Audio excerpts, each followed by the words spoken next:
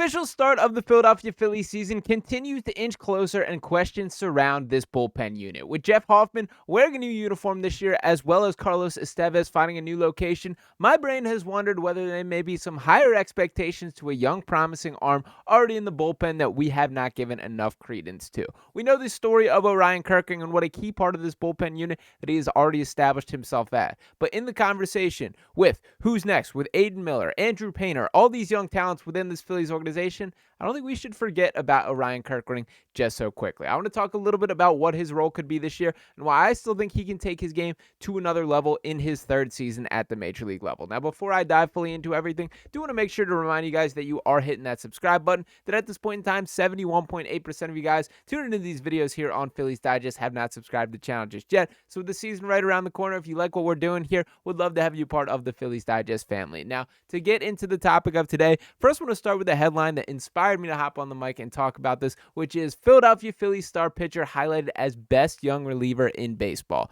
This originally posted by the Philadelphia Phillies on Sports Illustrated by Kenneth, I believe Teep is how you pronounce his name there, and he writes, the Philadelphia Phillies have nearly have the entire core of the 95-win National League East title squad from 2024 returning to the mix in 2025. Their bullpen is the only part of the roster that has undergone much of a change since Jeff Hoffman and Carlos Estevez departed in free agency, signing deals with the Toronto Blue Jays and Kansas City Royals. To help offset those losses, the team signed former Blue Jays closer Jordan Romano and brought in swingman Joe Ross. And just a little note on this, it is a little funny to me how kind of the Phillies and Blue Jays are sort of exchanging damaged goods here, that I think the Phillies had some serious doubts about the medicals of Jeff Hoffman. While he was excellent last year, we can't ignore that when you look at the larger part of his career in the production, it was a bit of a splash in the pan from a production level, that he had not been that caliber of pitcher at any other point in his major league experience. We know kind of the story that he started out as a starting pitcher, seemed to have aspirations to getting back to that. And then the other side of things, who the Phillies brought in, Jordan Romano, it feels like a similar situation from the Blue Jays viewpoint, that is a guy who was on a down year last year, who has some concerns with his elbow and with his arm, and the Phillies are really counting on a bounce back season from him. So it will be interesting to see how that plays out. I do think this is unfortunately one of those situations whichever guy can stay a little bit healthier probably has the inside track to overperforming their contract value. But I do think the Phillies were right to have a little bit of pause about a long-term investment with Jeff Hoffman, particularly after we got the reports of the failed medicals from multiple other MLB teams. Now, to bring it back to Orion Kerkering here, to continue on to the article that writes, Romano is coming off an injury-plagued 2024, but was among the best closers in baseball the years prior, something they need him to be during this upcoming campaign.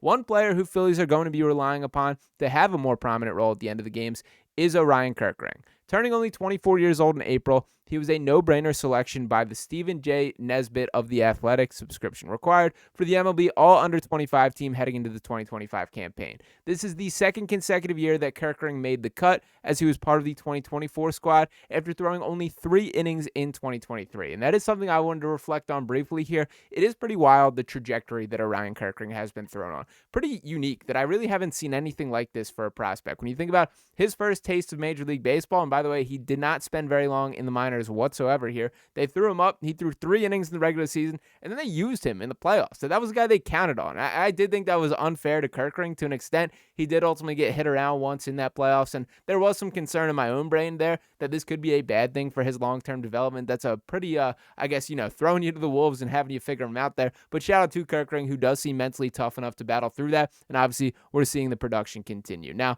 to continue on with this article here, doing to add up this part that writes, Kerkering made 64 appearances, throwing 63.0 innings with a strong 2.29 ERA and 74 strikeouts in 2024. He was dominant as dominant as the raw stats would suggest, since he also recorded a 2.42 FIP and is on the right side of all the advanced stats like average exit velocity allowed and hard hit percentage. His 1.5 F4 is among the best amongst the relief pitchers who joined him on the All-Under-25 team.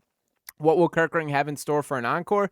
Expect him to factor into the mix for some saves in 2025, despite not recording one yet in his career. Manager Rob Thomson doesn't use traditional roles in the bullpen, playing matchups throughout the game instead. And it is kind of surprising me that he doesn't have at least one save under his belt, that the cards did not align for allow that to be the case at any point last season. But I don't think that's any sort of an indictment on Kerkering specifically here. I do think the wider view, the long term, is that this guy is going to be the premier arm in this Phillies bullpen. It's probably not going to be this season, probably not going to be next season, but when looking at the long term for who they're building around, I do think Kerkering is that caliber of arm, and if he takes another step forward this season, which I would absolutely argue was the case last year, if he can continue on this trajectory, we could be talking about one of the brightest young relievers in all of baseball. This is a player that plenty of organizations would be leaping at having the chance to bring in, and the Phillies have done a really nice job keeping under wraps, having him a key part, and now every opportunity is in front of him. Now, to reflect on his stats exactly for what he did produce last season, once again, it was just those 3 innings pitched during the 2023 season,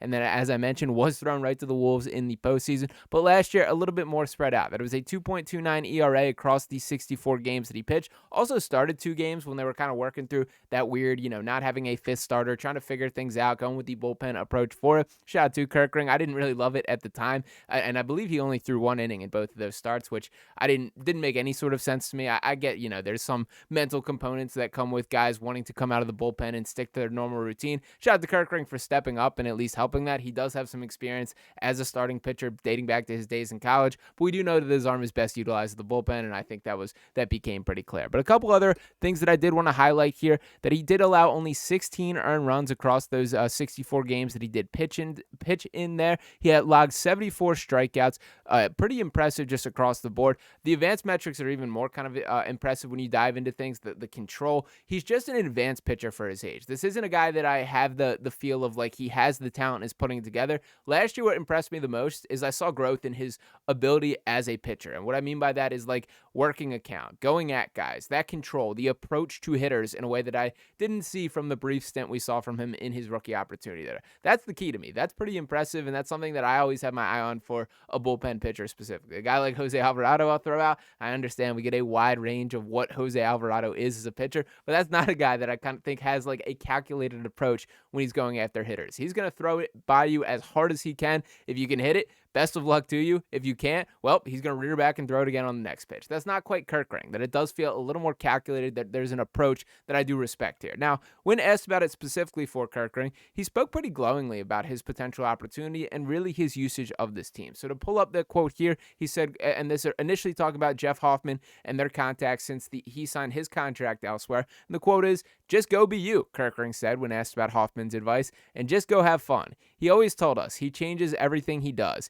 He doesn't do the same routine every single day, whether he puts on his left shoe before his right shoe that day. He doesn't like the superstitions of baseball. Just keep being you because you're the reason why. We're all here for a reason, so just keep running with it." Pretty great advice from Jeff Hoffman here, and the article continues on to say, the Phillies have not used a traditional closer in recent years, although they have leaned that direction for stretches. Craig Kimbrell in 2023 and Carlos Estevez last year. If the season started today, new right-hander Jordan Romano could see early looks in the 9th inning, but so could Strom and Kerkering. Quote, "I think it'll be super fun," Kerkering said. "No pressure at all. It's the same 3 outs every time I go out there, or however many outs Topper wants me to get. No matter what inning it is, I think they're all super important. I don't think it really matters too much." And I do love the part about not having the superstitions. Kind of cool for Hoffman to express that for bullpen pitchers.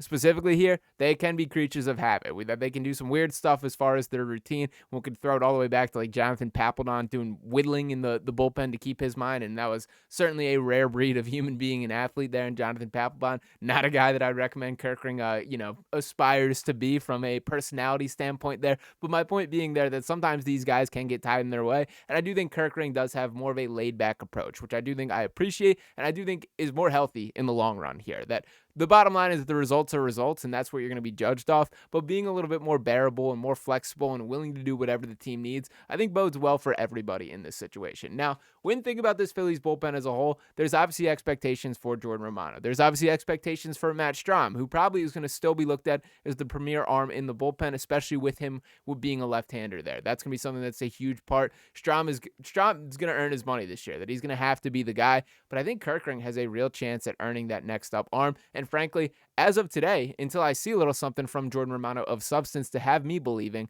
that is the guy that I would consider the top right-handed arm in this Phillies bullpen. Will be very interesting to see how Rob Thomson handles things. Again, We do know he's bought into not having this clear-cut closer. Even when he did trade for Estevez last year, I wouldn't label that as like a traditional closer. He certainly got more cracks at it than anybody else, but it wasn't this, clear pathway to getting him there for the ninth. Now, I've expressed my feelings pretty clearly here that I like having a closer. That's something that is a little bit comforting to me to an extent, that I get the concept of you want your best pitcher for the highest leverage situation or the matchups and playing by that. But my pushback is always, well, you're going to play 9 innings no matter what. So somebody has to close down the game and pitch those final 3 outs there. I like when you kind of know who that guy is. But regardless, there has been some success from Rob Thomson. I understand his reasoning behind it. I'm not going to push back based on the current state of this Phillies team. But for Orion Kerkering specifically, very excited this could be a really telling year. If things go 100% according to plan, that he continues on the trajectory that he is teased to be, I think we're having some very different conversations about where he stacks up against relief pitchers in the entire MLB this time next offseason. But let me know what you guys think about that. And as always, do want to remind you guys one more time to make sure you are smashing that subscribe button. Once again, just 28.2% of you guys watching these videos have subscribed to the channel just yet. Philly season is right around the corner. We want to grow this Phillies Digest family as large as possible. So welcome to the community here. Appreciate each one of you guys tuning in. Make sure you're hitting that like button if you haven't already either. And we talk with you next time right here on Phillies Digest. Peace.